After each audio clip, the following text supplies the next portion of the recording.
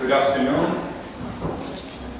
Good afternoon. My name is Untitled. I'm the program chair of Political Science and International Affairs program here at AUA. And we have a wonderful occasion today. We are hosting our colleagues from St. John's University, New York. And it's written here a wonderful way how to present New York City, a global center for media, communication, technology, policy, and business. Yes, so they have come a long way to Yerevan, to Armenia, for an interesting project. And the project is to have a joint symposium between St. John's University and American University of Armenia. And the idea is really wonderful to have this joint collaboration between American University and an Armenian University of America with American accreditation. So the idea is, the project is entitled Armenia on the Silk Road, its history, present, and future.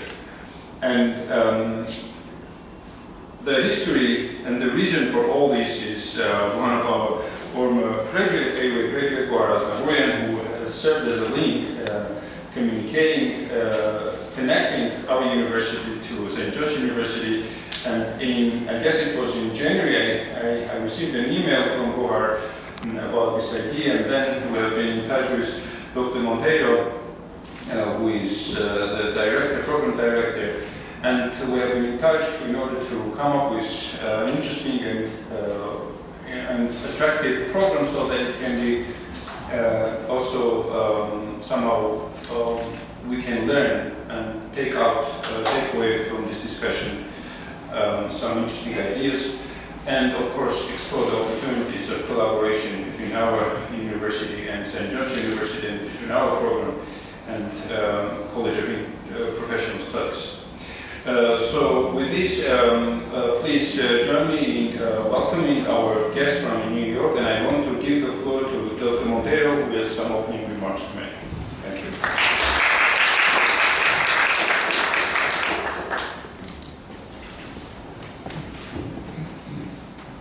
Thank you very much, Dr. Monteiro. First of all, I want to thank you for the President, the Dean, and Dr. Matevosian to welcome us and to accept our crazy idea of coming to Armenia and discussing this topic that we know very little about. And as I tell my students in public diplomacy class, that one of the ways of doing diplomacy is engaging in conversation. And this is what it's all about. Provoking a conversation. We don't know where it will go, but at least we learn part of it. So we are coming here, myself and my students, as learners of this particular part of history, which is very important because it has contributed significantly to the human civilization. So, to my few remarks that I'm going to make in terms of understanding or setting up this conversation is just we use the word globalization, and globalization is an interesting word, and we commonly think we invented it only in the last 30 years. In fact, it is as old as humankind. The curiosity and ambition, among many other human impulses, drove and keeps driving the itinerants, merchants, adventurers, preachers, and to traverse the world. The concept of global is a confluence of and concoction and hubris, along with internationalization of English language, is fairly recent. Only in 1983, Theodore Levitt used for the first time in an essay that he wrote in Harvard Business Review, and he titled this article as Globalization of Markets. For the first time, kind of the word is getting some kind of leverage. Long before the birth of Jesus and throughout the medieval era, Armenian life in general and the trade in particular were profoundly affected by the location of their homeland on the border of the Roman, then Byzantine and Ottoman empires to the west, and the Persian, Parthian, Sasanian, Safavid empires to the east. Essentially landlocked between the Eastern Mediterranean, Caspian and Black Seas, historical Armenia was strategically located for overland trade between Asia and Europe. Trade routes running to Armenian lands made them valuable to all huge states on their borders, and over time linked the Armenians with people extending from China and India to the Western Europe, and from Egypt and the Holy Land to Russia. With much of Armenia frequently under Persian control and the dominant families often of partially Parthian Persian descent, the Armenians developed a social structure arranged around elite aristocratic families with the Naxars, also known as feudal lords, as their heads, who lived on fortified lands and not in the cities. After the fall of the Armenian kingdom of Kilikia in 1375, Armenia was ravaged by Turco-Tatar hordes from Central Asia led by Tamerlan and Turkicized Mongol. These invasions caused unprecedented destruction and death. Armenia now was reduced to rubble. With Ottoman capture of Constantinople in 1453, Armenia was cut off from Europe and thus sent back into a state of total desolation. The Armenian homeland, which in the past had been on the forefront of East-West commercial and cultural exchanges, was now completely isolated from the outside world. In 16th and 18th centuries, the merchants of Ararat, which is Armenian historiography, Ararat is used as a metaphor for Armenia, rose once again on the international and intercontinental trade scene. The 17th and 18th centuries epitomized the economic and financial influence that Armenian merchant community exerted in the region. Church is an integral part of Armenian life and of their self-understanding, and thus played a significant role in the trade as a go-between entity facilitating taxation issues and developing instruments of letters of credit. Among many trade routes, the Bean was a significant route from China across Central Asia to Constantinople until it was destroyed by the Mongols in the 14th century. The ruler, who was also the founder of the Safavid dynasty, Shahbaz, in 1604 ordered the Armenians who controlled much of the Silk Road with Persia to leave the wealthy city of Julfa to the new capital of Isfahan. However, Armenians once again demonstrated their ingenuity, took advantage of the situation to expand routes south into India and to the north in Russia. Armenian traders reached North and South America in early 1600s. It's important to note that Julfans were renowned silk traders. Interestingly, famous merchants from the region would send their children to New Julfa for mercantile training. Armenia played a significant role in the vital exchange of goods, technologies, cultural, scientific achievements, and shaped diplomatic documents of antiquity. In the treaties between Roman Empire and Parthia, for example, in 166 AD, the later Byzantium and the Sassanid Empire, the capital of the classical Armenia, Artashat and later medieval Levin, was stated as one of the 3 points for the goods exchange for these perpetually fighting partners. Interestingly, recent archaeological findings at Bayot-Zor, which is in English is also translated as Valley of Sorrows, points to Silk Road as a cultural process during which commercial and cultural exchanges were interlaced with a series of economic and cultural changes. In the wake of Mongol expansive invasions, new ties between the East and the West were developed. The role of Bayot-Zor in the Silk Road system was relevant for several reasons, as Petrosian and his colleagues in their research point, such as deep floodplains, mild climate, abundance of water, and favorable conditions for agriculture and gardening among them. Caravanserais of that period are still preserved alongside of the commercial tracks and spiritual centers of that epoch. It is known that the church institutions, to a certain extent, were tax exempt, especially at the beginning of the Mongolian period. It is possible that administrative services to the Mongols and the other trade transactions allowed the Armenian church to preserve and flourish.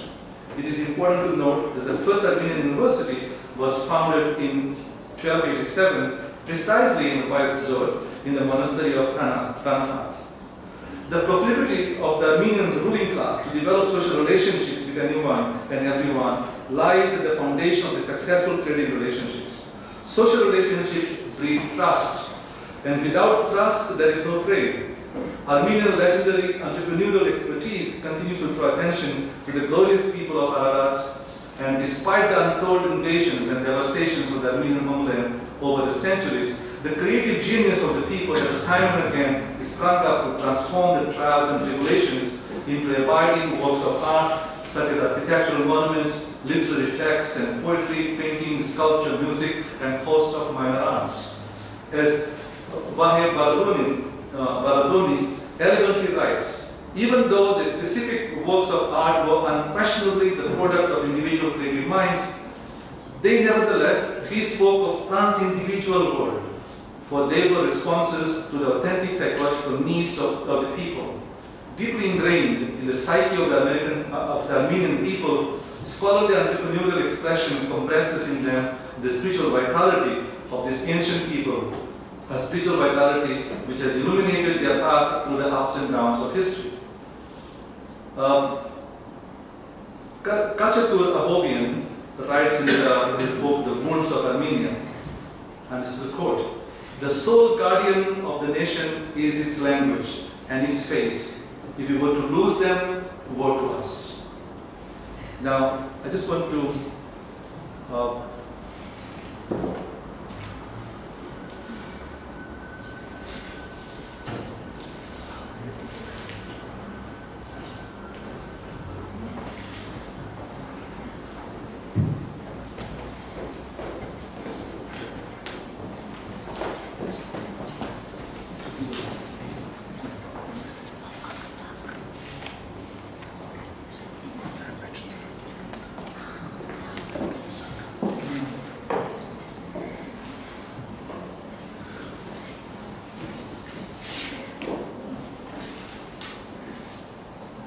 give you a little visuals of, no, this one.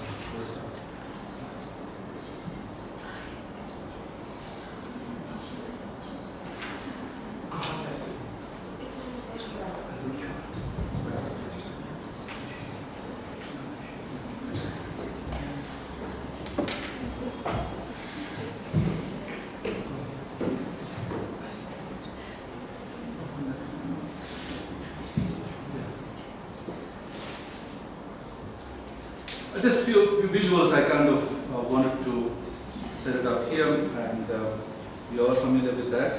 And this is again from a historical perspective, the glory days of Armenia. And then you can begin to see how life changes. And then this gives a little visual about the road.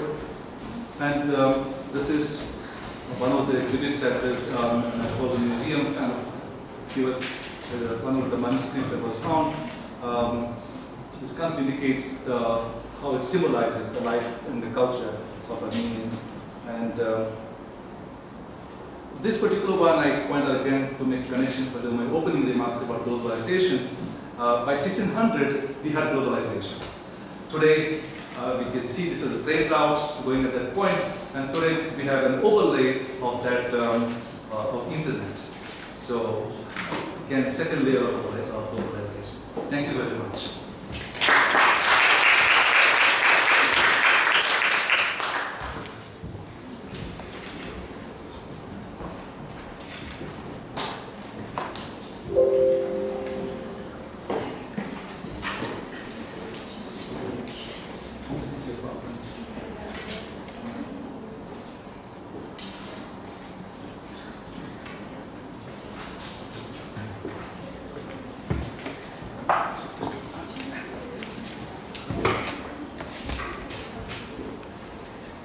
Hello everyone, I'm Igor. So first of all, I want to say that this is my first time to be here and I'm so excited about this experience. So today my topic is History of Armenia on Silk Road. Since I come from China and I can get access to articles, journals, books written by Chinese scholars about Armenia, so I will do the presentation more about on a Chinese perspective, and I will also focus on the trade between China and Armenia. So when people talk about Silk Road, they will mention China because it originated from Western Han Dynasty in China. And there was a person cannot be forgotten, Zhang Qian. He is a Chinese diplomat, and after his mission to the West regions, the Silk Road had been opened up.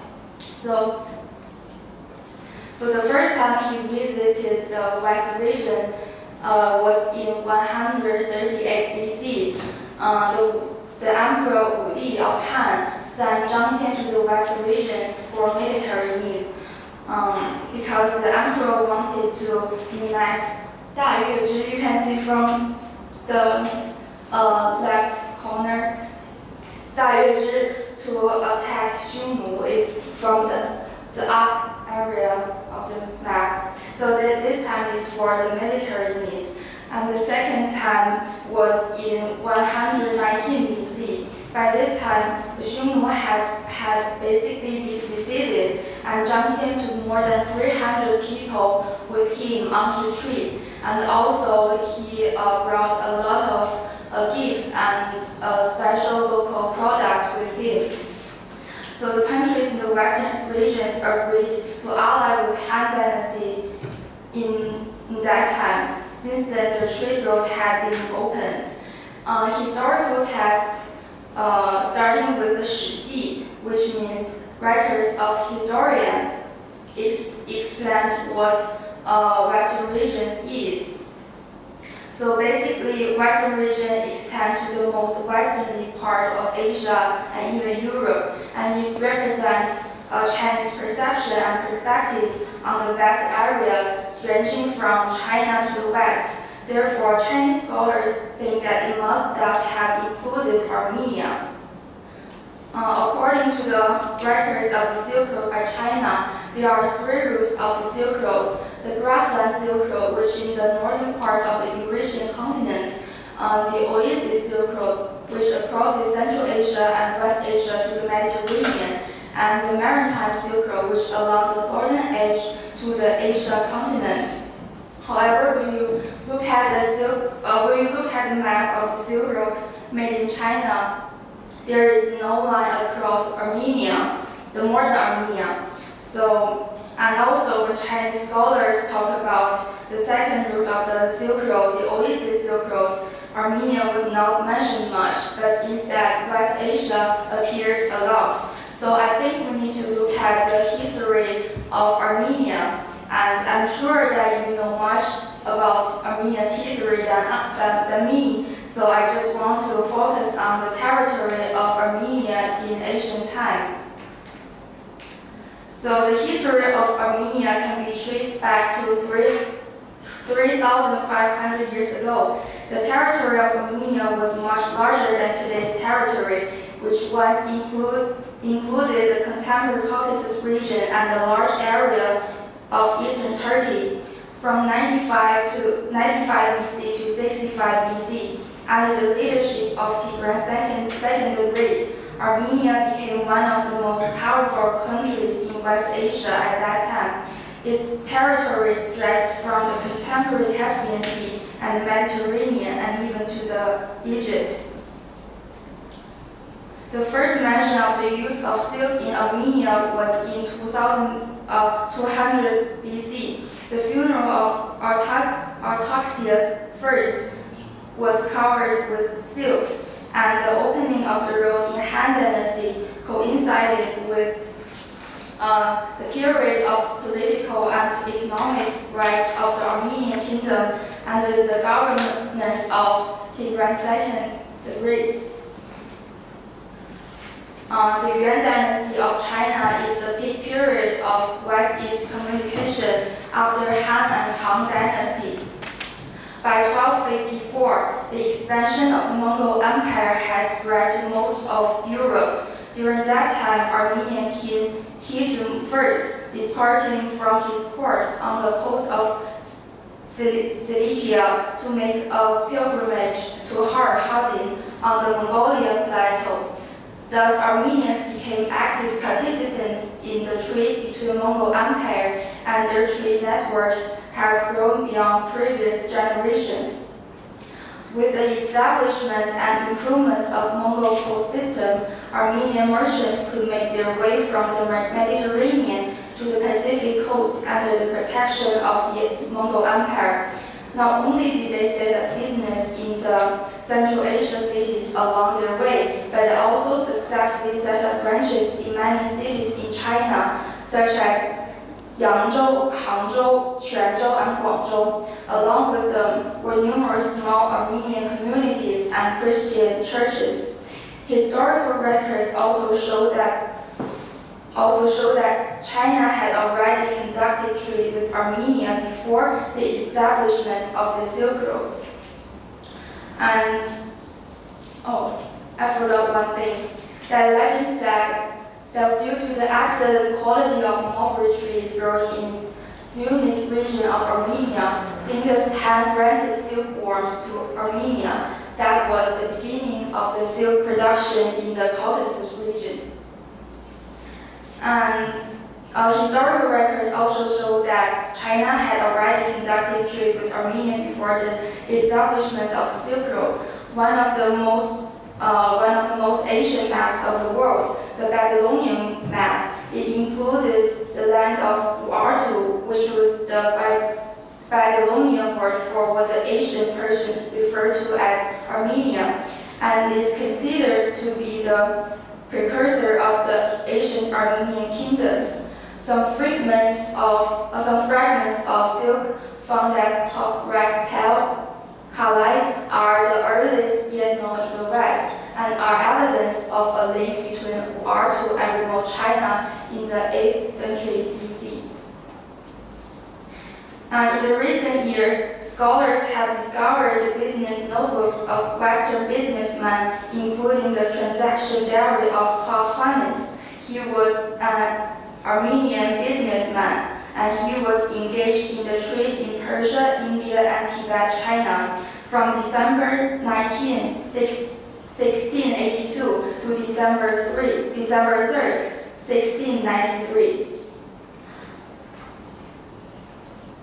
The main routes of commerce for Armenians are from Isfahan to the Persian Gulf, then sail to India, or from Iran South Road to India.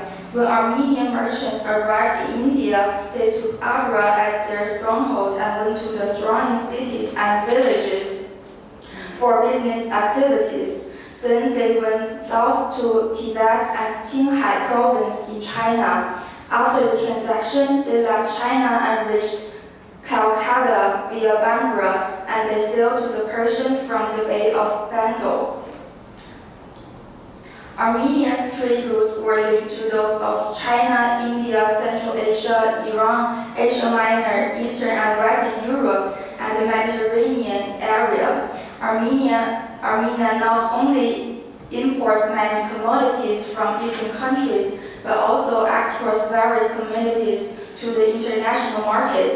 Armenian merchants had trade links with all major empires along the Silk Road. Their main trade routes were artisanal products such as carpets, garments, belts and jewelry, as well as nut trees, red and yellow arsenic, mineral pitch, mercury, blue cuprous, silver, lead, and medicinal herbs. Armenian horses were also strongly demanded.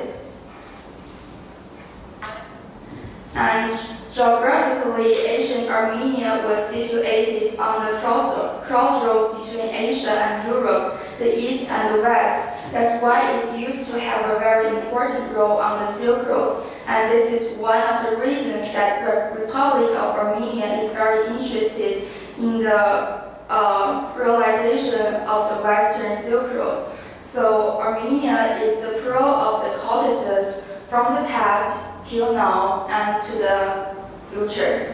And that's it. Thank you, everyone.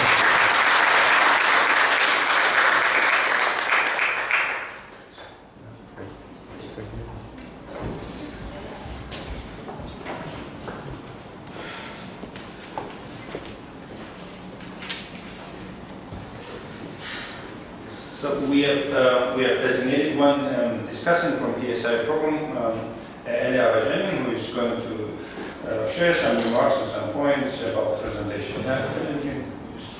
We can see.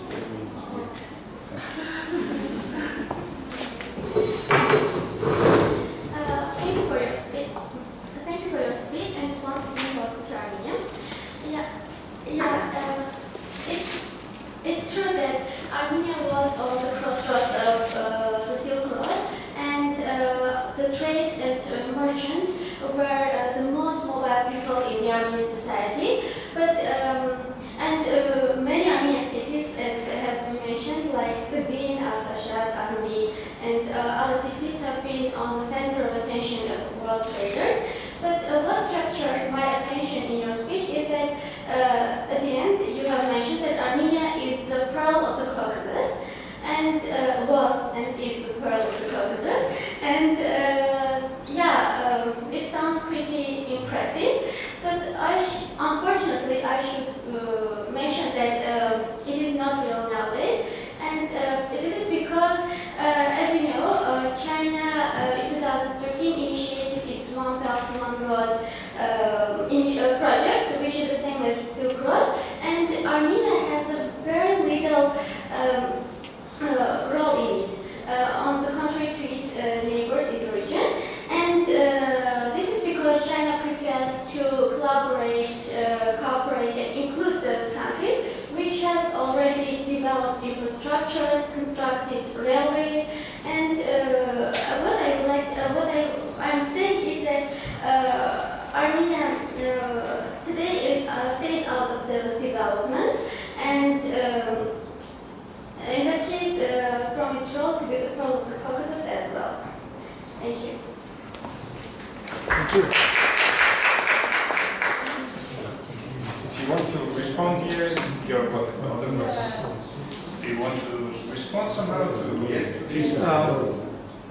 In fact, that question that you raised will be answered a little more elaborately by Yao Li. Right? Yeah, Yao Li will be.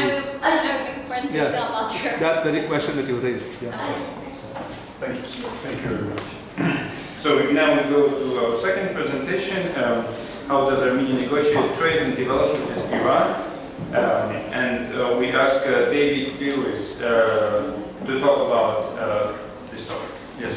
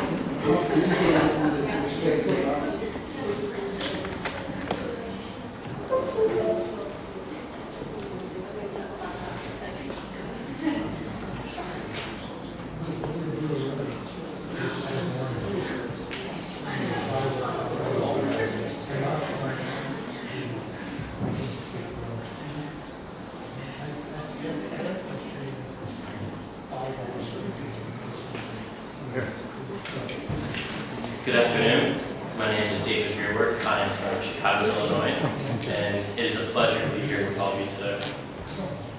I will be talking to you today about Armenia and the Silk Road, specifically Armenia and Iran relations. Armenia's geographical location plays a significant role in international trade as it connects the east and west within the South Caucasus region. Archaeologists' findings suggest that Armenia was involved in international trade routes prior to the official opening of the Silk Road in the Han Dynasty in the 2nd century BC. But nonetheless, the southern Silk Road eventually made its way westward and up into Armenia, the ancient capital of Artashat.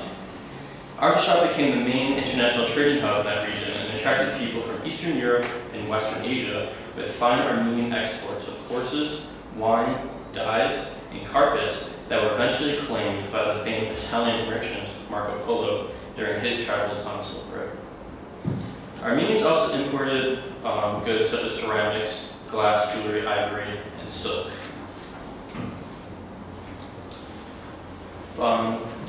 To get an understanding of the evolution of Armenian and Iran relations as it relates to today, I'm going to focus on a few main points that basically became what it is today.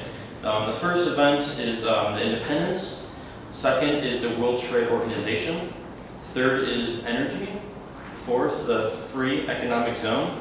And then also models and challenges to look forward to for the future. Since its independence after the collapse of the Soviet Union in 1991, Armenia faced countless challenges to gain solid footing on its economy. Although there were myriad struggles in the beginning, Armenia took massive steps to become economically stable within the first few years. In September 1992, Armenia was inducted into the United Nations, and by December, signed and ratified multiple international treaties. The next big step was in 1993, when the Central Bank of Armenia began to circulate Armenian drugs, thus replacing the Soviet Union legal tender. Then in 1995, as a reaction to the energy crisis, the Russian-built Mesomor nuclear power plant reopened. With the borders to the west and the east closed off to Armenia, the prospects became more narrow and amplified trade between Georgia and Iran.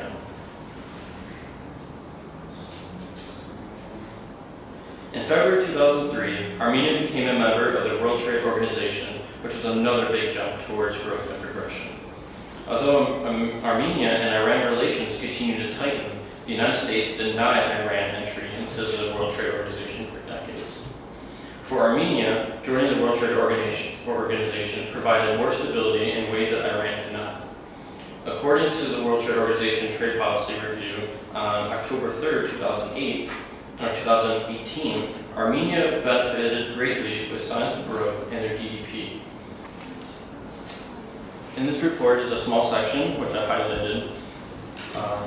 Since early 2000s to the onset of the global financial crisis, the Armenian economy was rapidly expanding.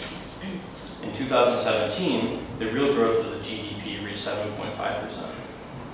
In 2017, the largest sectors by share of GDP were agriculture, wholesale and retail trade, manufacturing, real estate activities, and construction. Energy. In 2002, it was announced that a gas pipeline would be constructed to transport natural gas from Iran to Armenia, and in 2017, it officially opened. The land in Armenia bears no gas or oil of its own, but with this pipeline, and also with the newly constructed thermal and hydropower energy sites, Armenia can use gas from Iran to operate its thermal and hydropower plants to produce more sustainable energy. In return for the gas energy produced from these plants then gets sent back to Iran in fair trade. There are now propositions to expand the existing pipeline and even mentions of building a new line. The free economic zone. In 2014, it was announced that Armenia will be joining the Eurasian Economic Union. In December of 2017, Armenia opened its proposed free economic zone on the southern border of Iran, which brought the EU to Iran. The zone is projected to draw 50 to 70 companies, investing in $100 to $130 million and creating more than 1,500 jobs in the upcoming years. Since the opening, Armenia and Iran have been stronger than ever. On February 26, 2018, the Financial Tribune reported that the trade between the two countries reached an all-time high of $364 million. However, without Iran's full admission to the EU and less than estimated investments into the zone will not live up to its full potential. Models and challenges. Russian interference and U.S. sanctions have caused some strain on increasingly development of relations between Armenia and Iran. Lucianne Carey wrote for the EVN report on March 18, 2019, and she recognizes Armenia's position on economic development as well as the obstacles that must be understood. In regard to Armenian soft power, she states, "It is development, however. It is understood that the country, a small nation, has limited resources for social and economic development. However, it has riches and wealth that cannot be measured by certain standards and may outweigh a business balance sheet. It is an exciting moment in time for imagination, reimagining, vision, and ultimately for positive change." To follow, she recommends a model plan to redevelop Europe.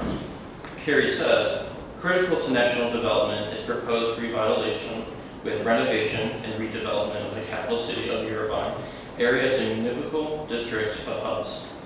Hand in hand with this critical development, it is the aim to reconfigure transport and population movement to decongest the current urban center of the country.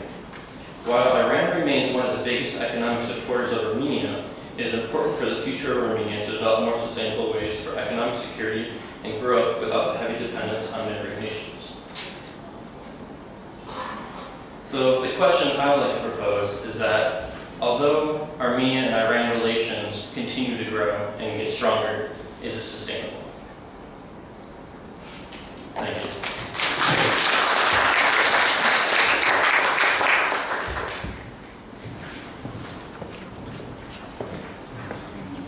Thank you, David. By the way, listening here is Professor Wei. She teaches here at Wei. So it's interesting that you're quoting her. So yes, I give the floor now to Karen Schaffen-Reisen. She is our second year PSIA student, and she has some remarks. Thank you for the organizers for giving us this opportunity to exchange ideas. And also thank you, David, for the presentation on details of cooperation with Iran, specifically on the Silk Road. I have some remarks to make.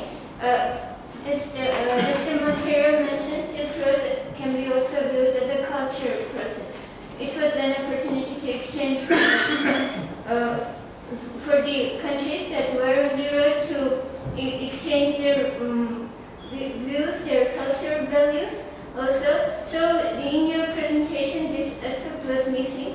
I would like to see more on that. The two countries, Armenia and Iran, it can be said that no two countries have closer historical and cultural affinities than Armenia and Iran. And though Iran is a Muslim country and Armenia is a Christian, the two countries have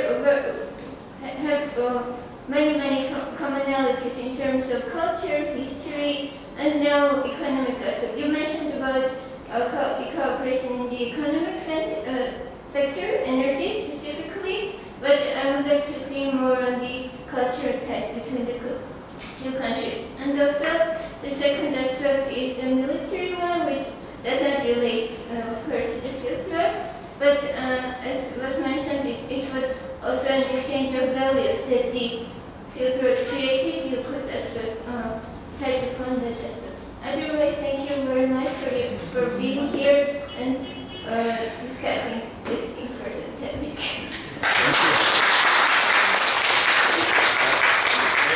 If you want to respond, if you want, otherwise you're. Yes, with referring to the cultural ties, yes, I definitely should have put more emphasis on that. I guess what I was really trying to get to was the modern Silk Road as where Armenia in the past and in the ancient times during the Great Silk Road became the connection between the East and the West, where today it has the potential to become that again, but with the restrictions due to the border closures on the East and the West, the link through Iran is that key to regain that big role within the Silk Road. Thank you. Thank you. Thank you. We now go to our second presentation. The topic is how does Armenia negotiate trade and development with China? And we have two speakers, Yao Li and Feng Yin Zhang, who are going to present the topic here. So the floor is yours.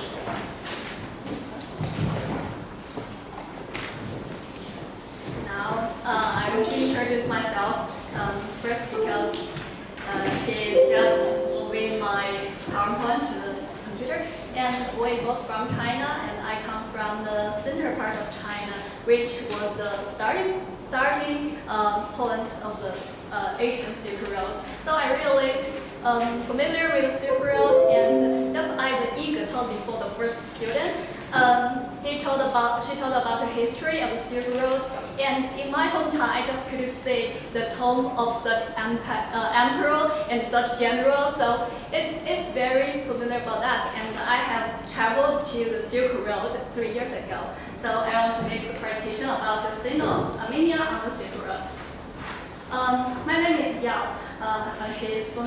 We two will make this presentation together, and we will focus on how Armenia negotiate trade and development with China.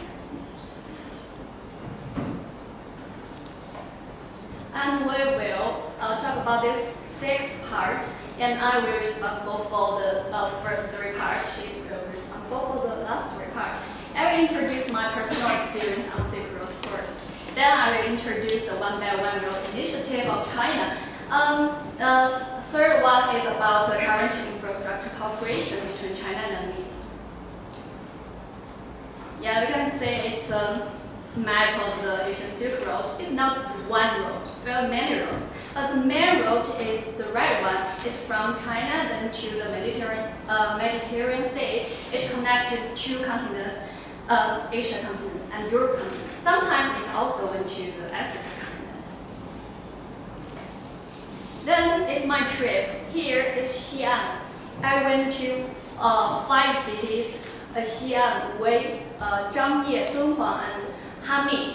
I just went from the center of China to the northwest of China.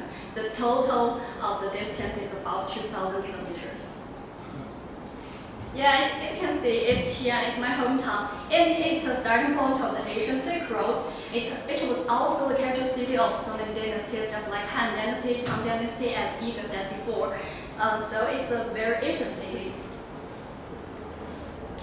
And I went to the Xi'an Great Mosque that time. We can see it's a very unique architecture. You can see the roof is blue color. It's a characteristics of about Islam religions, but the style of this architecture is traditional Chinese style. So it's a very good combination of the Chinese culture and Islamic culture. And I want to say this mosque is over 1,000 years. So it was one of the most ancient mosques in China. It was built since Tang Dynasty. Then I went to the second stop. It's Wei City. Wei means the power of military, just like Ige said.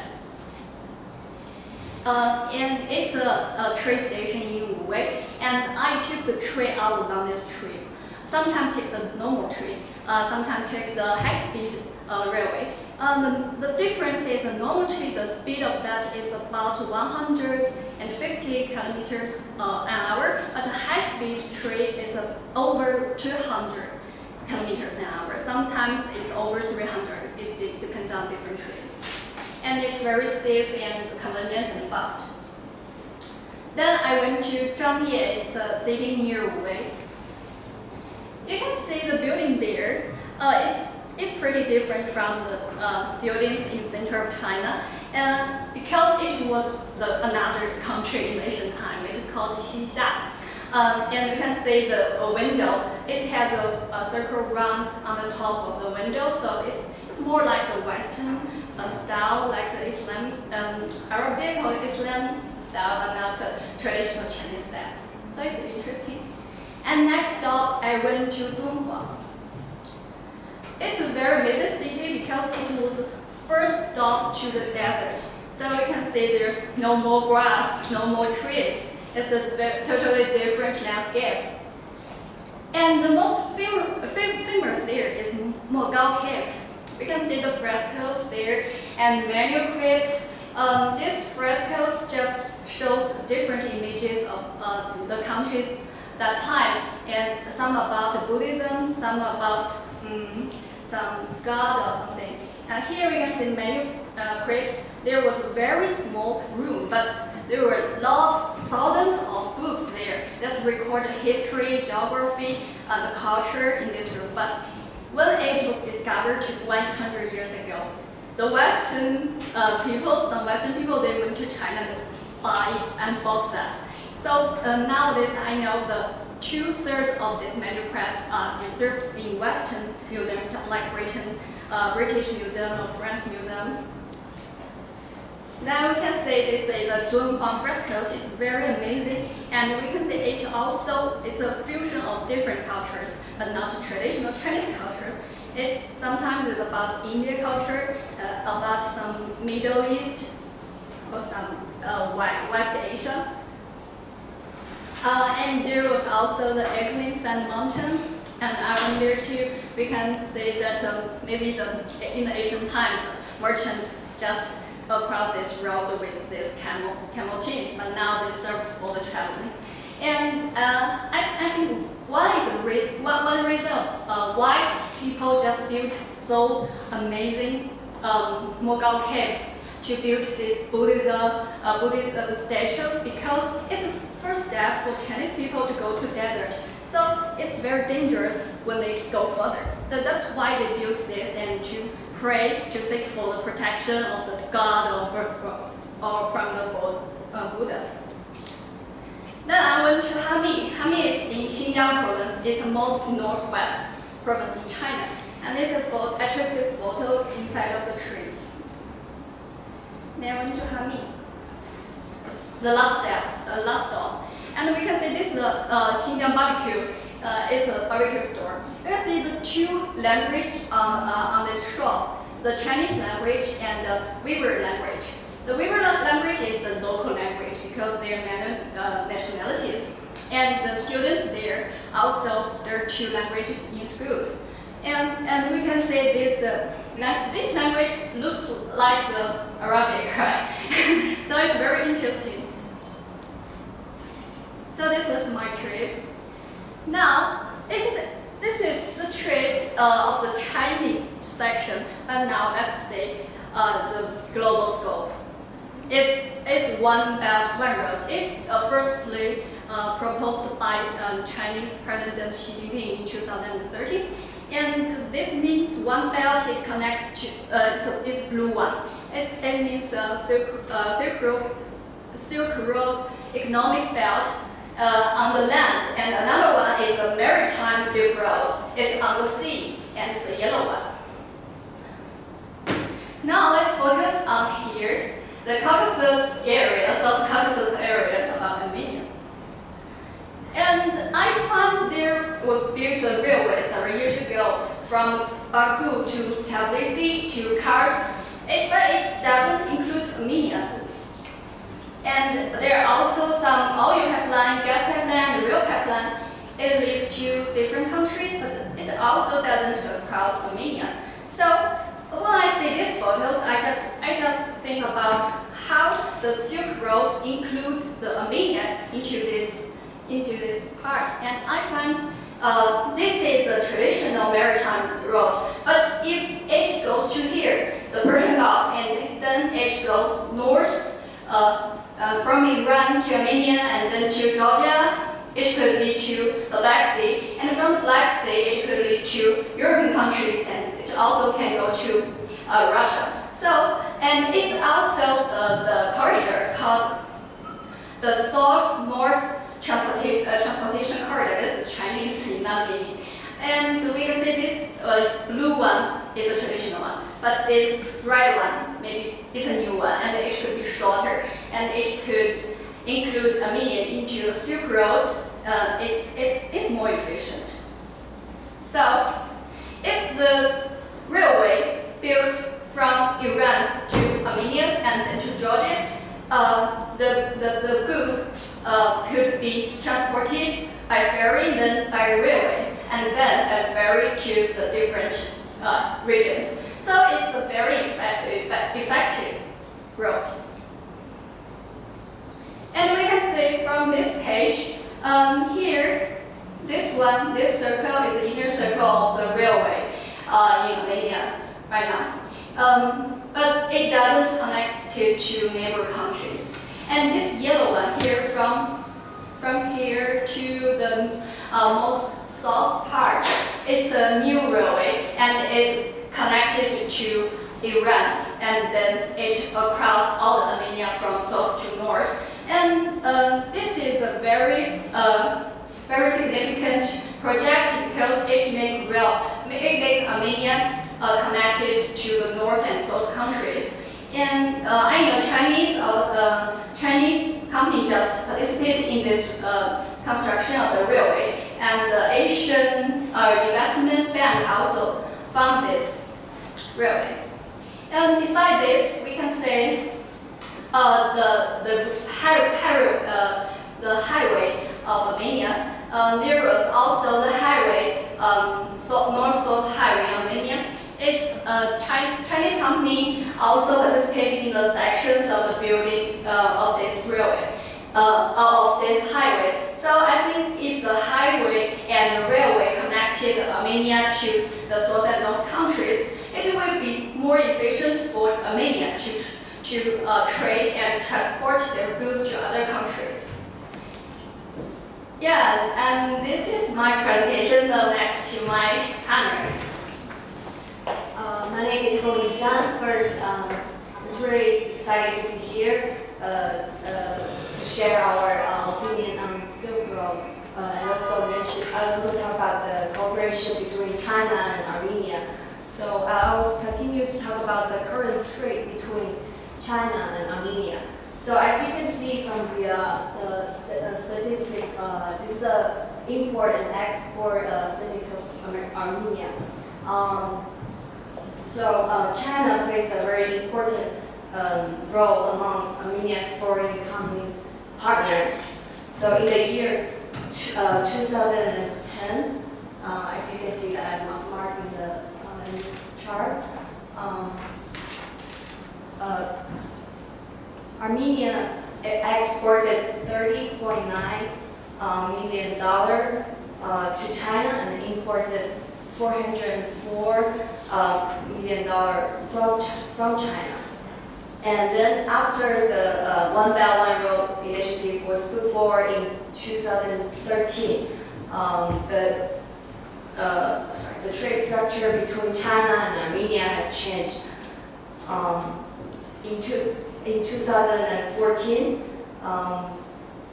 Armenia exported 171 million to China, and China imported $417.5 million from China. So as we can see, the One Belt One Road initiative provides a huge demand market for two countries.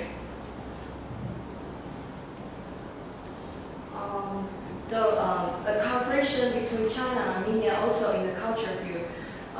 The Confucius Institute has been running in Armenia since 2009.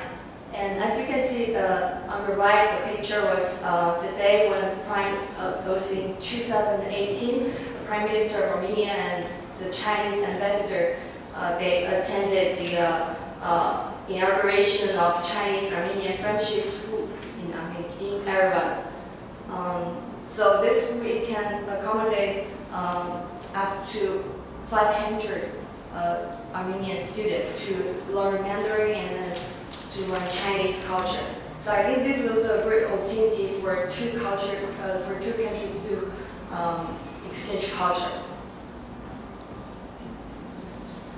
And then next, so under the strategy of One Belt One Road initiative, China also has a lot of cooperation between with members of Eurasian Economic Union members.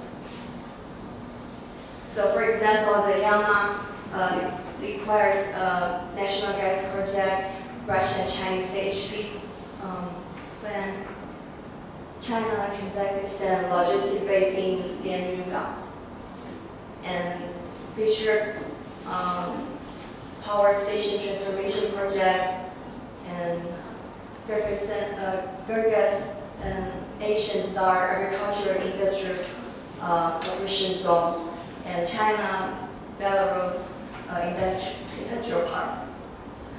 So Armenia is a really important member of Eurasian Economic Union. So by looking at the current cooperation between China and members of Eurasian Economic Union, we can also get inspiration from it and then use it as a reference. So I believe that in the culture, in the future, China and Armenia can also develop new cooperation in the field of tourism, copper melting, glass manufacturing, cement manufacturing, light industry, and other fields. Thank you so much.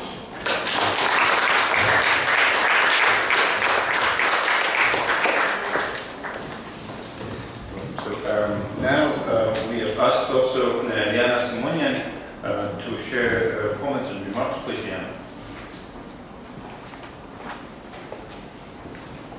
Thank you. Thank you for your interesting talk and the interesting presentation, and also thank you for sharing your personal experience with us as well. And I wanted to mention that this initiative indeed fosters a beneficial cooperation among different countries. And what is important, it also ensures that the products, Chinese products, are also exported to other countries in a very affordable price, which is again one of its benefits. And also, as I have noticed in your presentation, you have stated that in the year of 2014, the exports from China were 417 million, but I have noticed that already in the year of 2016, it was nearly 60 million less. So $60 million less products were already exported to Armenia. So China exported $358 million products, which means that actually there is a need for improving relations, which, as you have mentioned, can be done also by the cultural cooperation, but also the relations there is a need of relations to be improved, and it also can be done in a way that China ensures that there is Armenian capital present in China, and Armenia ensures that there is Chinese capital present in Armenia, so that this relationship, the potential of their relationship, can be used more extensively, both in political and economic and also cultural spheres as well. And at the end, I also wanted to mention that this also drives a new impetus in the economic sphere of both countries, both in Armenia and China as well.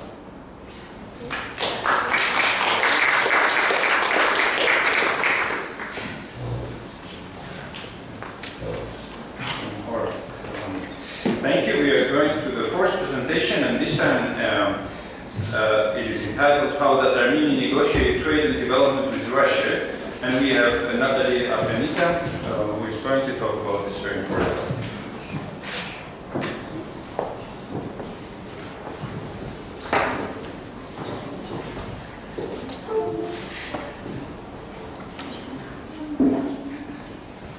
Hello, my name is Natalie Afenita. I'm from Long Island, New York. Today I will be talking about a sensitive topic, nevertheless very important conversation we must have.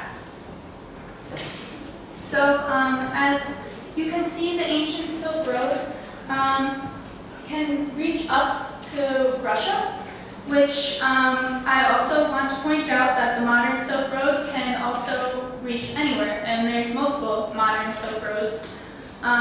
For example, we were talking about Amazon and the internet. You can buy things, and we like to think of those as modern Silk Roads.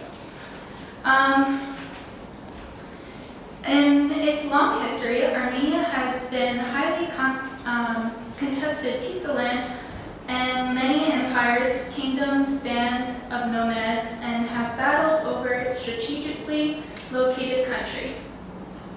Then the Soviet Union, now Russia, has played and continues to play an unsurmounting influence, which makes the knots of the relationship between these two countries paradoxical.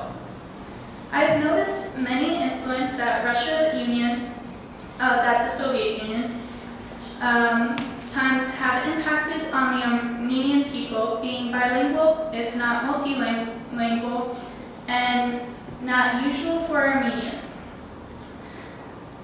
Soviet Union has had an impact on Armenia as a country and its culture. By the large Soviet Union, and Armenian people live together in familiarly harmony, and few aspects of Armenian culture bears the testimony of the outsized influence of Russia. The post-Soviet Union Armenian has many challenges in its economic development. There are more than enough reasons for Armenian workers to look for economic opportunities elsewhere. It is relatively opportunist and convenient for Armenian people to explore economic opportunities in Russia. Armenians are familiarity of Russian language and plays a significant role in exploring economic opportunities in Russia.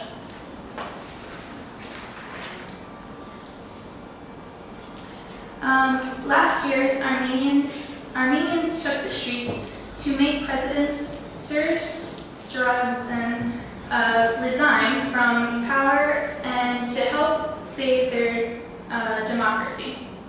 The protest leader, now Prime Minister Nikol Pashinyan, seems poised to lead Armenian Russians and remains relatively calm. And we may ask, why is Russia so calm with traditional ally having a violent, non-violent revolution? Pashinyan has become very liked and well-known leader. He has kept peace within the Armenian people and working to getting the economy back up, so no one will have to worry about work anymore, which is the reason for migration for the country. An article from MPI, Migration Policy Institute, states more recently, high-skilled migration has also become an increase mostly directed to the United States and Europe, even as stronger businesses connected with Russia and have emerged. The new migrants, often integrated into established Armenian societies and host countries, re-energizing communities who have a sense of Armenian nationhood and rooted in the nation of post-genocide survival, and who have only a vague connection to the present-day Armenia. Russia and the Eurasian Economic Union consists of the Eurasian Economic Union and the Republic Armenian, the Republic of Belarus, the Republic of Kyrgyzstan, and the Russian Federation. Its economic potential involves gas production, oil extraction, coal mining, electrical power generation, and production of mineral fertilizing. The union involves 182.7 million people, and over 20 million square kilometers, and 14% of the world's firm land. I think that it helps Armenia's economic state and helps grow the power of Armenia and its people. Overall, Armenia has had a cultural influence almost all over the world. I feel that just not Armenians, but people all over the world will start to experience many different cultures and cultures that they are not familiar with. Technology has played a huge role with human society in the past decade. It has become much easier to access the information all around the world. It has also become a lot easier to travel all over the world. And I think that both countries have affected each other in many significant ways. Thank you.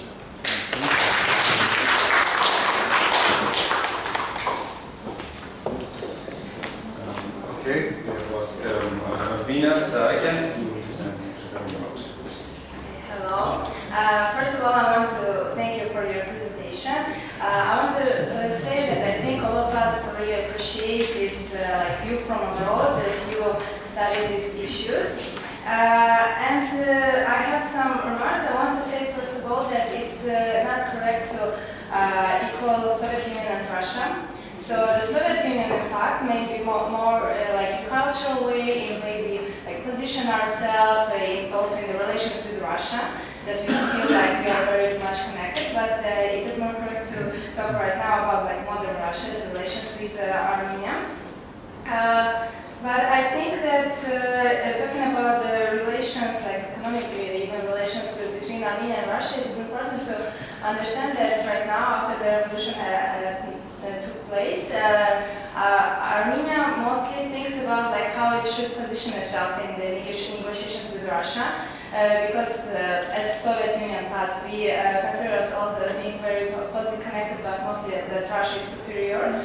But Armenians, as well as like politicians, want to introduce complementary policy and to like change the way, the style we negotiate with Russia on economic issues also. So I think it was also important to just underline, but I think it's more like a comment that may only a person who lives in Armenia and who like lived in Russia as me may make. But overall, I think it was a great introduction to the issue of Russia and Armenia economic relations. Yes. Sorry. So I'll make a point. This is actually Natalie's quote from our discussion regarding this question. She made that point regarding equaling Soviet Union to Russia. It's her view, and also some of the view of some of the Americans who think that Soviet Union was Russia because Soviet Union was led by Russia. That's why she mentioned that. That's how she also mentions how objective her viewpoint on this issue is, because she's not related to either Russia or Armenia. However, she asked me and the Russian girl from our university regarding this, and we have totally different opinions about it. That's why she mentioned it. Yes, so that's why I also said that I appreciate. Like, it's very interesting to see like view from outside. Yeah, I did not want to disrespect her. But as Americans, most Americans, they think that Soviet Union and Russia tend to be the same just because Russia did rule the Soviet Union, now that we know is Russia. But we also know that the Soviet Union was broken up into 30 countries. Thank you. As she was preparing for this paper, we have a student from Russia and we have a student from Armenia. And I said, we brought them together, and it was very interesting, vibrant conversation. And each one have their own perspectives about how Russian perspective of Armenia and Armenian perspective of Russia was. And thanks for discussion. I think you can only imagine how like active was this conversation and debate. Thank you. Thank you very much. Now we are at the end of our symposium, and I give the floor to Aras Namurian, who is going to talk about the soft power of Armenian diaspora.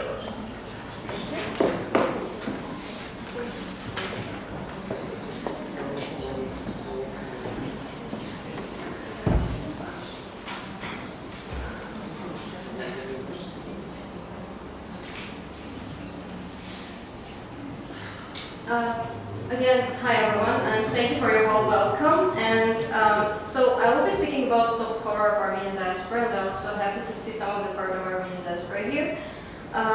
So what I'm going to cover is the history of Armenian diaspora, how it evolved and how it emerged. Then I'm going to talk about the Armenian diaspora's three key points with which they keep their community together in other countries. And also I'm going to cover how the diaspora is investing in Armenia. Either it is by creating institutions or creating businesses.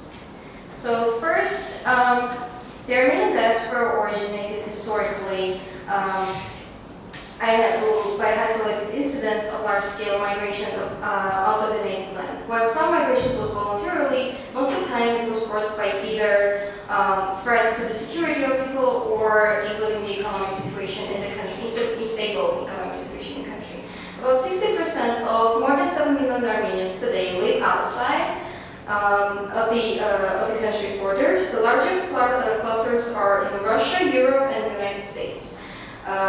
So the historical centers of Armenian diaspora are due to centers of migrations reinforced by climate calamities that befell the nation in the 20th century. Smaller groups of ethnic Armenians are compactly dispersed across the countries of the former Soviet Union, Europe, and Latin America. So, regardless of the age of diasporas, there is today a large number of ethnic Armenians all around the world, naturalized or born citizens of those countries, living outside Armenia with strong sentimental and altruistic relations towards Armenia. Their livelihood is supported through well-established diaspora-centric institutions or communities, cultural, religious, medical centers, media centers. These aim to sustain the Armenian identity in the new era of globalization. So, this is the timeline of how the Armenian diaspora has been emerging around the world. First, it was around the 11th century, fleeing the onslaught of the Seljuks. Armenians moved in the mass to settle in Cilicia, forming the Armenian Kingdom of Cilicia. Though a significant number of Armenian families migrated to Europe after kingdom's fall in 1375, the area remained populated by Armenians and remained significantly large in national context until the beginning of the 20th century. And the second one I will mention is from 1950 to World War II. I think that most of you know, and also my classmates also learned about the Armenian genocide, which made a large scale of our population to leave the country for a more safe space to live. Those spaces were mainly the countries nearby. This was until World War II, and from World War II to 1991, it was related to more economic perspective of the country. The same is with 1991 when the Soviet Union collapsed. And because of the economic instability, as already mentioned, in the country, some of the members of our country, some of the citizens of the country just left the country to the US or to Europe or to other cities in Russia.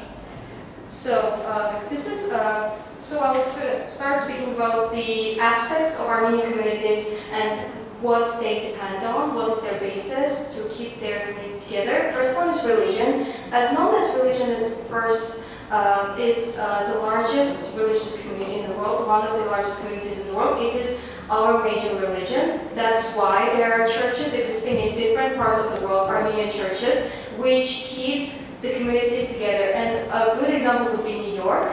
There is a church located on the 34th Street, which invites diaspora Armenia for different events and also to just learn about each other, to have events together.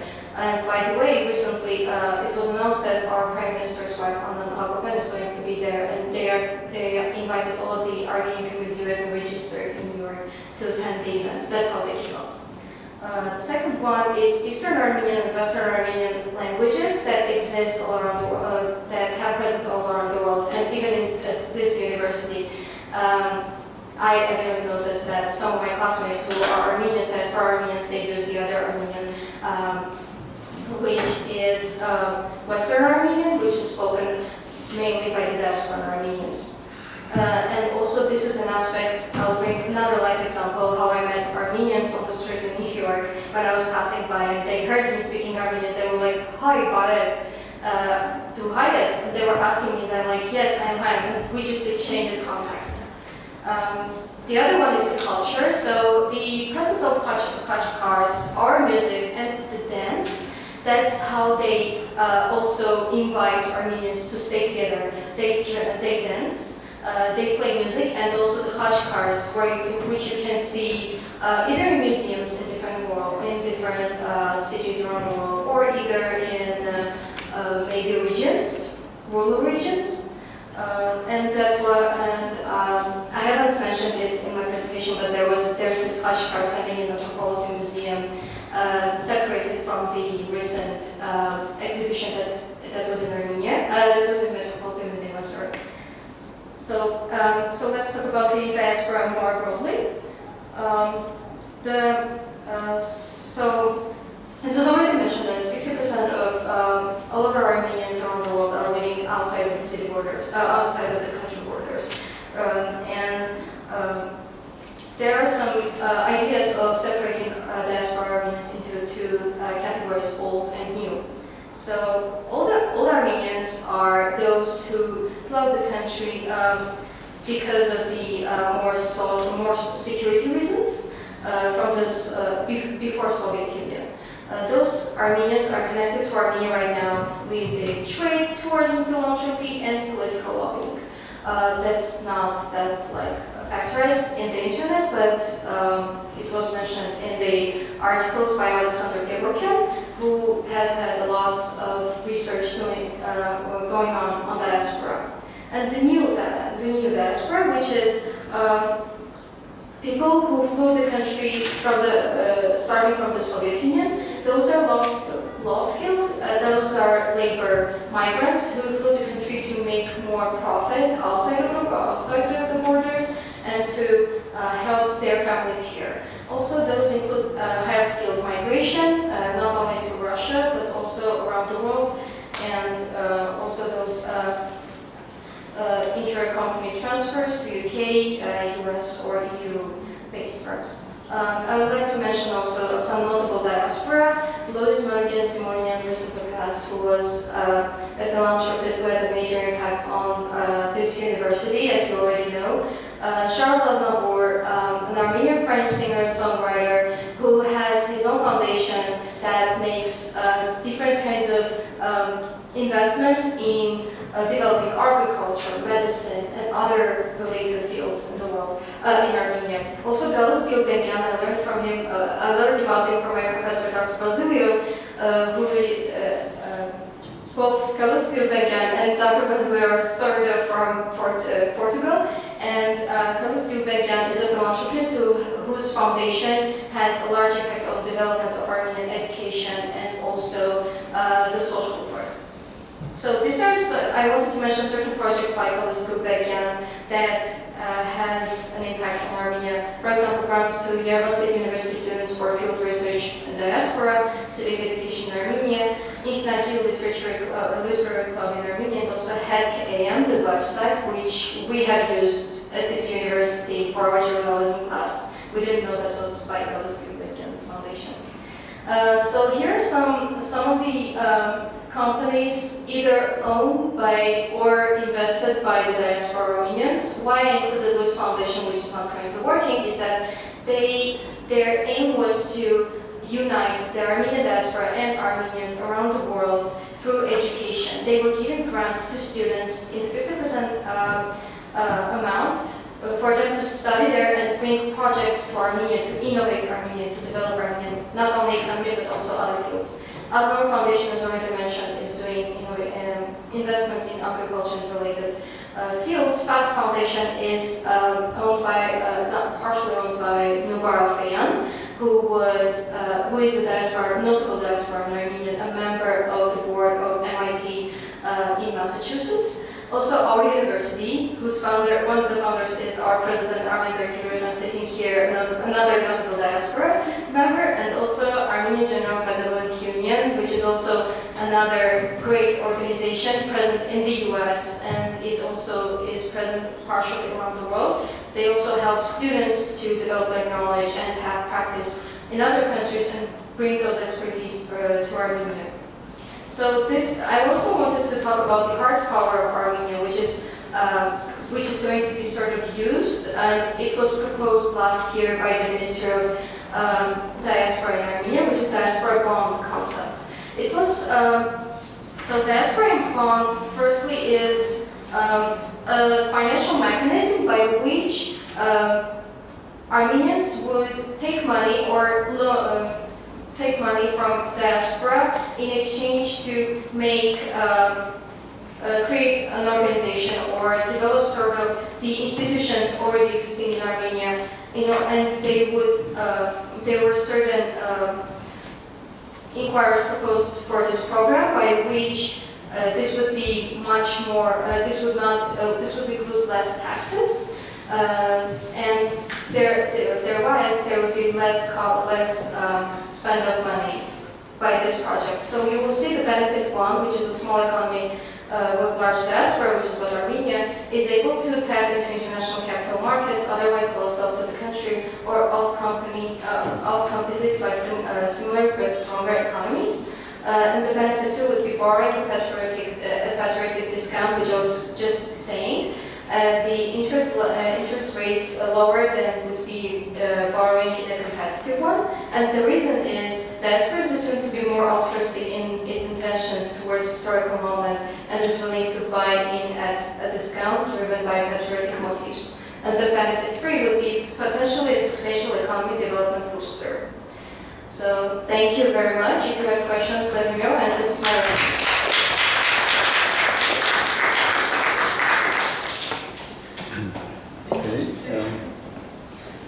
Now we have an exciting moment when the former classmates are going to debate about this topic. So we've asked Annie Mathuesen to share some of her comments.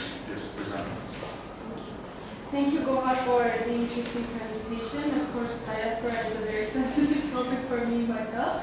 I would like to note that, of course, 10 to 15 minutes is not enough to cover the complexity of the Armenian diaspora because it is indeed very complex and multi-layered.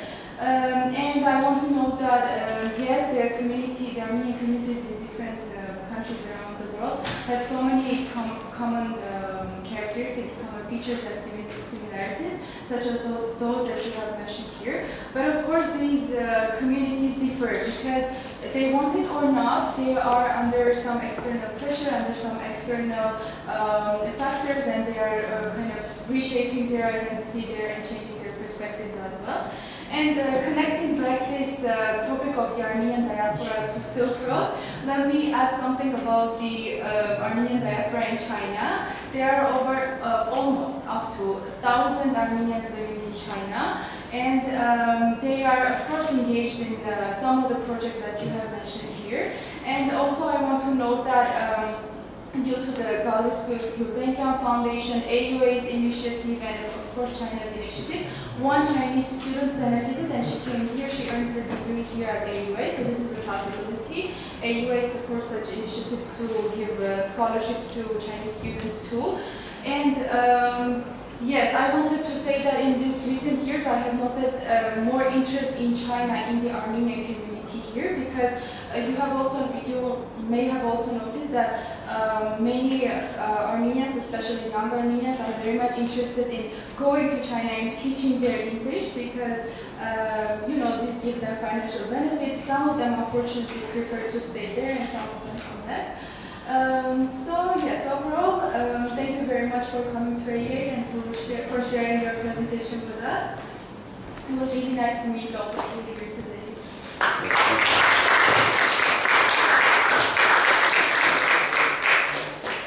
Thank you very much. This brings the formal part to its end, but I want to take a moment and go through a couple of interesting ideas that we heard today. And thanks everyone for your interesting presentations. Thanks our discussants for sharing some of their remarks. I want to touch upon a couple of interesting ideas we heard here. But one thing that struck me, how little is the trade turnover between China and Armenia, and having the opportunities that we have, and having the Eurasian Economic Union as an opportunity, as a bridge, I do see an export potential that can be used by the Armenian authorities to enter in the Chinese market. The other one is, of course, the Armenian diaspora. We can talk about this for hours, but one thing is certain. I guess after the recent events in Armenia, there is an understanding, there's a consensus, I guess, that we need a better working formula to work with the Armenian diaspora. So if Dr. Montero has some concluding remarks, please come forward. And then after that we'll have the part where we are going to give our certificates to our participants. Please. Well, my remarks are very simple. I just want to thank you, everyone, and thank the President, the Dean, and Duala for being so generous with us and so welcoming and accepting my idea of this discussion, this symposium. And I hope our collaboration will continue. And I tell my students, this is our first engagement in public diplomacy.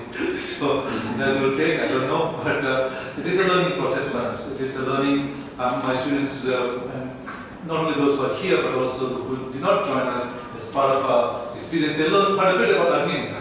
So they know about Armenia now. They know about the Silk Road, and they know the history of that, and I think this is a wonderful way of learning as well, high impact practices that we try to engage our students in.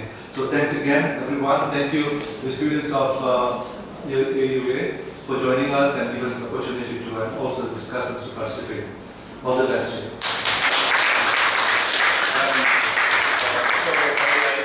I want to ask all the participants to come forward, and then we're going to have a group photo.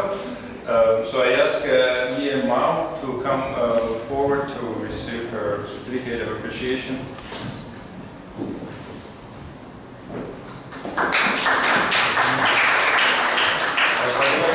We are sharing these folders that everybody here is very proud of. So this is basically the landscape of Yerevan, and this is where can you.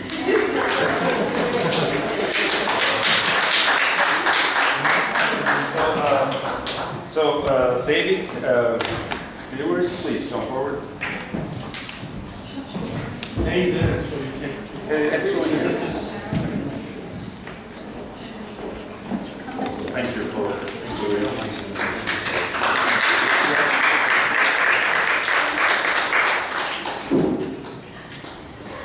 Yao Li.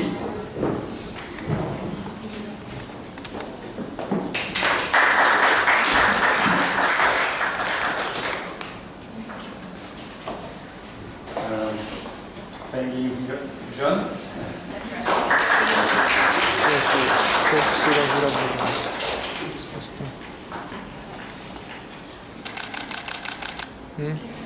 Natalia, thank you.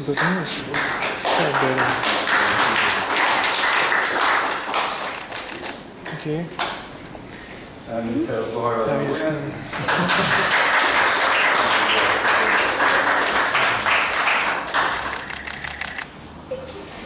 And of course, Dr. Monteiro for organizing.